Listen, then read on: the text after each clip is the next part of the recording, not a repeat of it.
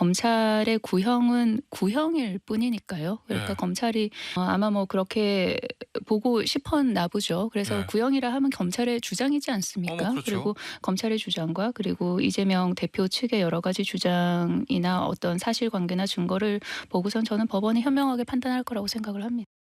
이화영 9년 6개월, 김용 5년, 김인섭 5년, 김만배 2년 6개월, 이재명 대표 측근이 줄줄이 실형을 선고받고 있습니다. 주범이 종범보다 더 높은 형량을 선고받는 것이 상식입니다. 이재명 대표는 검찰이 증거를 조작하고 있다고 하지만 증거는 차고 넘칩니다. 더 이상 말 바꾸기를 하지 마시기를 부탁드립니다. 네가 나를 보아도 나는 그대를 모릅니다. 추경호 원내대표 상당히 진지하게 지난 금요일에 있었던 결심 공판 때 당시 검찰의 주장 얘기를 하나하나 고 김문기 처장 아냐 모르냐 얘기를 했습니다. 검찰의 징역 2년 구형 이후에 정치권의 파장이 만만치가 않고 이게 본격적으로 민주당 현역 의원들뿐만 아니라 이재명 대표 지지자들도 1심 선고 11월 15일 1심 선고를 앞두고 본격적으로 나선 모양새입니다. 아예 무죄 릴레이 서명 운동까지 진행하겠다고 했는데요. 김은식 교수님. 네. 뭐 일부의 강성 지지자들이 합니다만 이해할 수 없는 결과 이재명 대표는 무죄다라고 하면서 이제 아예 온라인 서명 운동하겠다라고 했습니다. 어떻게 판단하시겠어요? 저런 비슷한 이제 그 행동이 사실 과거에 검찰 수사 단계에서도 작년에 우리가 기억해 보면 민주당 법사위원들이 그 검찰청까지 찾아가서 앉아 있고 항의 방문하고 예. 규탄하고 막 그랬던 적이 있습니다. 그리고 그 당시에 또 이른바 이재명 대표의 강성 지지자분들도 실제로는 민주당의 일정 정도의 카드뉴스 같은 걸 만들어서 수사하고 있는 검사의 실명까지 공개하면서 사실은 문자폭탄을 독려했던 적도 있고요. 이게 사실은 뭐 개인적인 자율적 행동이라고 이야기는 합니다만 이게 심리적으로 굉장히 큰 압박이 됩니다. 판결을 앞두고 판사분들도 인간입니다. 저 수많은 사람들이 저렇게 엄청나게 집단적으로 몰려서 규탄하고 욕하고 비난할 때 그 압박이 얼마나 크겠습니까? 단순히 법률과 양심에 따라서 판결을 해야 되지만 그 심리적 압박에 대한 효과는 분명히 있을 거라고 생각이 들고요. 예. 저는 그래서 정말 이재명 대표의 무죄를 확신하는 분들이라면 저렇게 사법부나 재판장을 압박하는 게 아니라 예. 결과를 겸허하게 기다리면 되는 겁니다. 저는 아마 엊그저께 이재명 대표가 결심 공판에 내려서 저 날이었는데요. 기자들 그 마이크 앞에서 그런 말을 했습니다. 뭐 자기가 뭐 조작됐다고 이야기하면서 마지막 결론이 뭐였냐면 현명하게 판단해 줄 걸 믿는다 이야기했어요. 재판부를 향해서요? 네, 재판부를 향해. 그러니까 현명한 판단을 자기도 기대하고 있다고 이야기했습니다. 예. 그러니까 현명한 판단을 기다리면 되는 겁니다. 왜 그걸 못 기다리죠? 저는 사법부에 대해서 저렇게 인신공격성으로 무죄를 확신한다고 하면서 압박을 해서 사법부에 대해서 심리적인 그 압박을 하는 게 아니라 이재명 대표 스스로 밝힌 것처럼 현명한 판단을 기다리고 겸허하게 그 시간까지 조용히 있으면 된다는 생각이 들고 예. 만약에 1심에서 판결이 나오면 그게 어떤 판결이든 있는 그대로 사법 판결을 존중하는 자세, 저는 그 자세가 필요하다고 말씀을 드립니다. 온라인 서명 운동 뭐 이건 정치적 자유니까 뭐 충분히 할 수는 있는데 문제는 이런 것 같아요. 무죄 탄원서 보내자. 다음 화면을 보겠습니다. 아예 저 한 특정 사이트를 가보면 실제로 그 서울중앙지법이 해당 부장판사의 이름, 뭐 주소 적혀 있어서 여기 탄원서를 보내자. 이재명 대표는 무죄. 전 국민 탄원서 보내서 지키자. 최진봉 교수님 이런 거죠.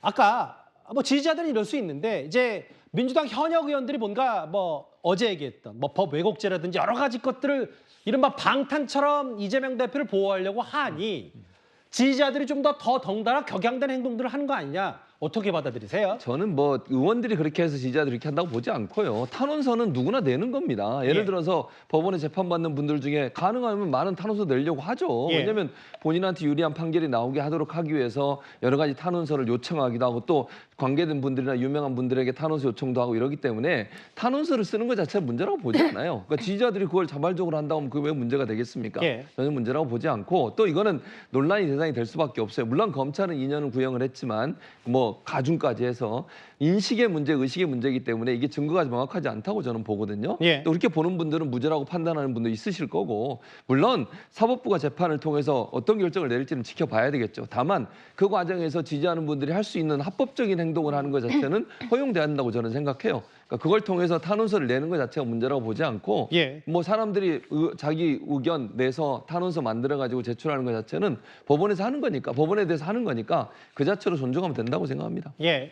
근데 저는 이 탄원서가요, 만약에 재판부에서 이재명 대표가 허위 사실을 이야기한 것이 맞다라고 유죄 판단했을 때는 오히려 좀 불리하게 작용할 수 있다라고 말씀드리고 싶습니다. 어떤 면이요? 지금 양형 기준표상에서 최대치로서 가중된 요소로서 이재명 대표가 2년을 구형받았잖아요. 예. 그런데 가중 요소에 있어서는요, 이 허위 사실 내용이 후보자 평가에 관한 선거 국민의 매우 중요한 판단 사항에 관계되는 경우. 그러니까 지금 재판부에서 만약에 허위 사실이라고 생각을 하고 있는데 지금 저 유권자들 20만 명이 서명하겠다고 하는 사람들은 이재명 대표 무죄라고 이재명 대표가 이야기한 대로 믿고 있다는 거 아닙니까? 중요한 판단사항에 이게 적용이 될 수가 있죠. 그리고 상대방이 상당히 다수이거나 전파성이 매우 높은 경우 이런 것들이 바로 가중 요소에 들어가 있습니다.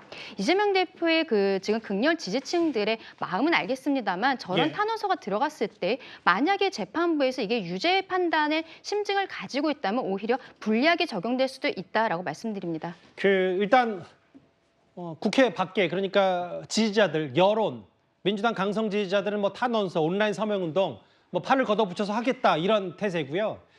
민주당도 뭔가 당 차원에서 검찰의 2년 구형 이후 하나하나 움직이는 것 같습니다. 어제 저희가 전화드렸다시피 검사가 법을 왜곡해서 수사하면 처벌할 수 있도록 하는 이른바 법 왜곡죄 신설하겠다고 했고 아예 대북 송금 수사검사에 대해서는 탄핵 청문회까지 열기로 했습니다. 우리가 탄핵 소추를 위한 탄핵 조사를 한다면 결국 객관적인 진실이 무엇인가를 확인하는 자리입니다. 이것이 특정한 정치적 목적을 위해서 우리가 탄핵 조사를 하는 게 아닙니다. 청문회에 관한 증인 참고인 내용을 보니까 굉장히 많습니다. 이분들을 이렇게 많이 불러서 우리가 충분히 이분들한테 발언권을 제대로 줄 것인지에 대해서도 좀 의구심이 가고 논의하고자 하는 핵심 그런 실체가 이런 분들을 통해서 제대로 밝혀질지도 의문입니다. 재석 위원 총 15인 중 찬성 9인, 반대 6인으로 가결되었음을 선포합니다. 방금 채택된 증인 참고인 명단을 잠시 불러드리도록 하겠습니다. 증인입니다. 증인 이화영, 백정화, 김성태. 이화영 전 부지사, 이화영 전 부지사의 배우자, 뭐 김성태 전 회장, 강지연 변호사님. 네. 이게 국회에서 대질 조사하는데 합당하냐? 이것도 방탄을 치는 거 아니냐는 여당 비판 어떻게 저희가 받아들일까요? 그렇습니다. 이미 뭐 검사 4명에 대해서 탄핵안 발의를 해놓은 상황이잖아요. 예. 다른 이유들을 얘기하고 있지만 결과적으로는 이재명 대표의 수사를 담당했었던 검사들입니다. 근데 저는 이거 결국에는 의결을 못할 것이라고 생각을 합니다. 왜냐하면 최근에도 이정섭 검사에 대해서 헌법재판소에서 9명 헌법재판관 전원이 일치된 의견으로서 기각되지 않았습니까? 그 이전에도 실상 지금 뭐 이상민 행안부 장관에 대한 부분도 똑같은 결론이 났었거든요. 그럼에도 불구하고 민주당에서 계속적으로 이런 탄핵안을 발의를 하고 그리고 헌법재판소가 아니라 국회 안에서 증인을 불러서 거기에 대해서 어떠한 망신주기식 그리고 민주당과 이재명 대표에게만 유리해 보이는 사람들만 골라서 소환을 해서 물어보는 이런 형태로서 글쎄요. 지금 검찰에 대해서 정치검찰이다 이런 것들의 프레임을 씌우기 위해서 국회에서 노력하는 것으로밖에 볼 수 없다라고 저는 생각을 합니다. 결과적으로는 지금 박상현 검사에 대해서도 헌법재판소에 갔을 때는 민주당에서 여기에 대해서 본인들이 원하는 결과가 나오지 않을 것이라는 그러한 생각이 있기 때문에 10월 2일에 국회로 부르겠다라고 하는 것으로 보이는데요. 이런 부분들, 법 왜곡죄를 넘어서서 어떠한 지금 국민의힘에서 이야기하고 있는 것은 탄핵 같은 것이 발의가 되었을 때 이것이 만약에 기각되면 거기에 대한 비용 부담 같은 것을 발의했었던 그 당에서 처리하는 것으로 당론으로 발의하지 않았습니까? 주진우 법률위 위원장이 대표 발의를 한 것으로 알고 있는데요. 여기에 대해서 민주당이 어떻게 생각하는지조차 그 부분에 대해서 먼저 국민들께 말씀을 드리는 것이 먼저일 것이다라고 생각합니다.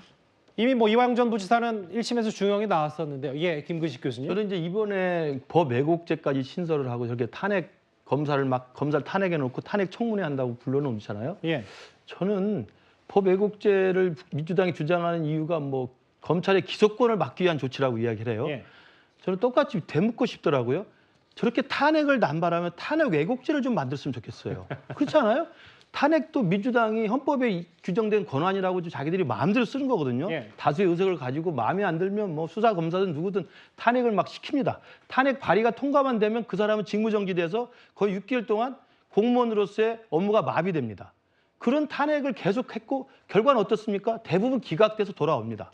그러면 탄핵을 왜곡시킨, 탄핵의 권한을 왜곡시킨 것에 대해서, 탄핵 권한을 남용한 것에 대해서 저는 똑같은 논리로 탄핵 왜곡죄를 만들어서 민주당이 입법 조치를 해주기를 바라고, 또 그 내용 중에 무슨 기소 대비 유죄 비율을 뭐 하겠다고 그러는데 똑같습니다. 탄핵 발의 대비에 기각 비율을 좀 봐서 거기에 동참한 민주당 의원들 좀 벌을 줘야 된다고 생각을 합니다. 예. 그런 똑같은 논리거든요. 그러니까 저는 말이 안 되는 이야기를 하려면 일관성을 가지고 자기 행동을 돌이켜보라. 저는 그런 말씀을 민주당에 드리고 싶습니다. 그 국회에서 이걸 왜 대질조사하냐는 게 여당의 비판이고, 또 하나 아까 뭐 법 왜곡죄를 비판해서 탄핵 왜곡죄 말씀하셨습니다만, 법 왜곡죄 관련해서요, 민주당의 좌장이죠, 친명의 좌장 정성호 의원이 뭐라고 얘기했냐면, 검찰 구형 듣도 보도 못한 정치 보복이고 독일, 스페인, 노르웨이 등에 다 법 왜곡죄 있다는데, 글쎄요, 그러니까 이게 뭐 진정성이 있으려면 그 전부터 추진하지 왜 갑자기 이재명 대표 검찰 구형 이운 다음에 갑자기 급물살 타냐, 여당에서 이런 걸 제기하고 있거든요. 시기는 뭐 다 똑같은 겁니다. 만약에 그 공직선거법 이제 11월에 재판이 이제 이루어지고 최종적으로 판사가 이제 형량을 정할 텐데, 예. 검찰이 2년을 구형했는데 그 전에 했다라고 하면 또 검찰 구형 관련해서 또 정치의 공세라고 했기 때문에 공직선거법에 최종적으로 검찰이 2년 구형한 이후에 한 것은 저는 시기적으로 더 옳다고 보는 것이고요. 저희가 작년 9월에 보시면은 저희가 이재명 대표가 여러 가지 뭐 이렇게 금식을 한다, 단식 농성을 했을 때도 늘 했던 이야기가 재판 지연이라고 했었는데, 예. 그 당시에 검사는 이 공직선거법과 이 대북 송금을 사실 합쳐가지고 기소를 했지 않습니까? 근데 그게 벌써 1년입니다. 예. 1년인데 그 당시에는 어떻게 보면 기소의 사유라고 된다고 했는데 1년이 지난 이 시점까지도 이 사건을 이용하지 못했다고 한다면 검사 자체에서도 한 번쯤 되돌아봐야 되고, 특히 박 검사라고 하는 저분은 예. 이화영 옥중 논트에서 박 검사 실명이 거론되면서 협조적으로 진술하고 맛있는 음식 먹으면서 빨리 파티 한번 하자라는 그 이화영 전 부지사의 옥중 노트가 발견이 되었기 때문에, 노트가 다 팩트는 아니죠. 그렇죠. 예, 일단 그러니까 말씀하시죠. 그 예. 팩트가 맞는지 아닌지를 대지 실문하는 것이고, 이재명 대표에게 불리한 증언은 배제됐다고 하는데 김성태 전 회장이 언제 호의적으로 얘기했었나요? 다 범죄자로 얘기했기 때문에 대지신문해서 검사도 잘못했으면 탄핵은 아니더라도 책임을 질 수 있는 이런 환경을 갖추자는 것은 법제사법위원회의 고유한 역할이고 저는 의무라고 생각합니다. 일단 뭐 지난주 금요일 검찰의 징역 2년 구형 이후에 지지자들은 지지자들 나름대로, 민주당도 민주당 나름대로 여러 검찰을 압박하는 흐름들은 분명히 있는 것 같아요.